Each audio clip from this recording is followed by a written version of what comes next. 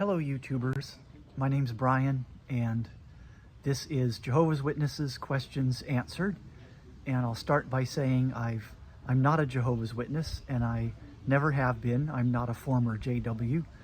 I have a long-time Jehovah's Witness friend. We've talked for decades and I have met and talked with other JWs as well. And I enjoy talking with them, so that's why we're here.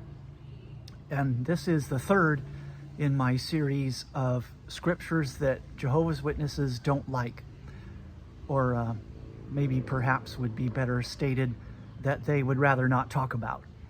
So this one has to do with an Old Testament passage from the Hebrew scriptures and a New Testament passage from the Christian Greek scriptures that have to do with each other, but the Bible that the Jehovah's Witnesses have and use, the New World Translation, you would not know that these verses are related to each other in their Bible because they've made some translation choices that I think are inaccurate, but they make it so that these verses seem not connected at all.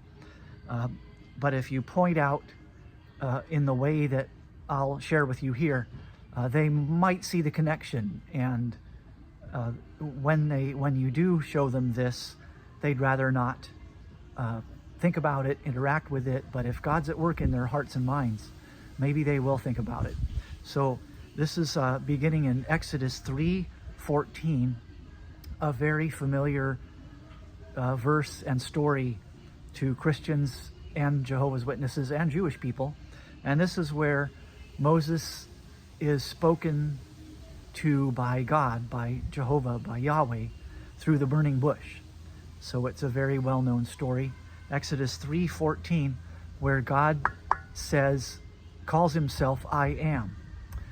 Moses asks, who should I say sent me when people ask me? And God tells him, tell them I am has sent me to you. And the New World Translation renders this verse, or this phrase, I am, they show it to be I will become. And first of all, that's problematic because God doesn't change. And in their doctrine and theology, we have a God who is changeable and who is not all-knowing. And in a number of instances, there's things he doesn't know or realize, or he has to change plans because of something that happens which he didn't foresee. So there's a problem right there. But anyway, the translation should say, tell them I am has sent you to them. And that's my name, I am. And that's from which we get Yahweh, the Tetragrammaton, those 4 Hebrew letters, YHWH, which they prefer to translate Jehovah. More accurately, it would be Yahweh. Nobody really knows what pronunciation was. But anyway, Exodus 3:14, I am has sent you to them. You go to John 8:58, and that is where Jesus claims, he makes the claim, before Abraham was, I am. And their translation, New World Translation, renders this, before Abraham was, how do they say it? Before Abraham was, oh boy, I may have to look this up again. In their version, before Abraham was, I existed, or something like that. I came to be, that's what it is. Before Abraham was, I came to be. That's how their translation renders it. So that's a mistranslation in my mind as well. And the reason I can have confidence in saying they've totally mistranslated both of these scriptures is because there is a version of the Hebrew scriptures, the Old Testament, that is a translation from Hebrew to Greek, because there were a lot of Greek-speaking Jews in history, in what we call the New Testament times and earlier than that.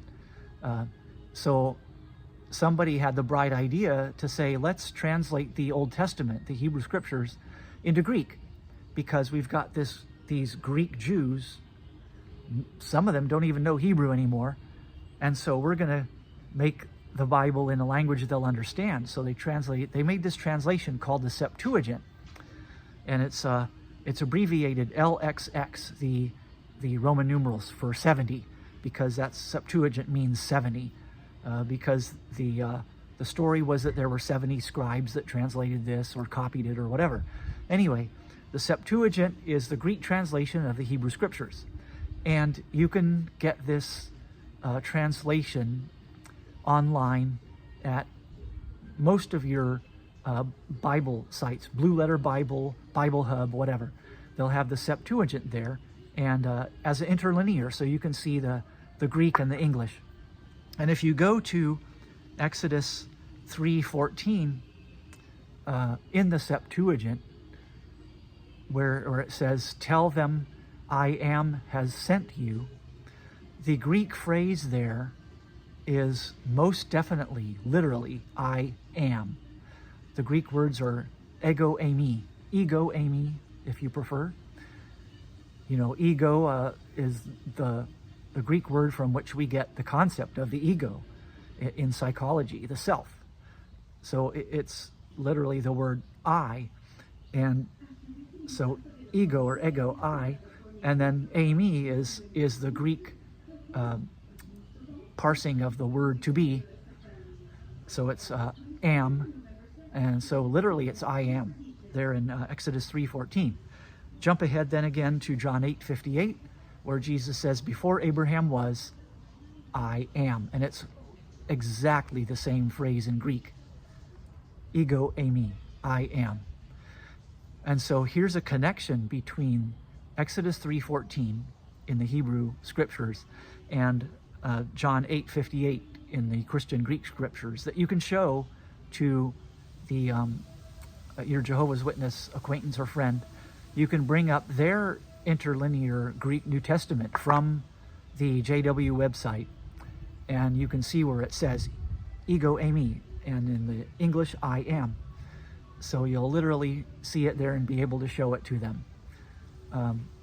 Jesus did not say, "Before Abraham was, I became," and the Hebrew Scriptures do not say, "I will become what I will become." It's I am, very literally, and Jesus is claiming a connection with that Exodus 3 passage where God says his very character is existence and he does not change. And you can also quote from the book of Hebrews, which says that Jesus is the same yesterday, today, and forever. He does not change either. So there you have it.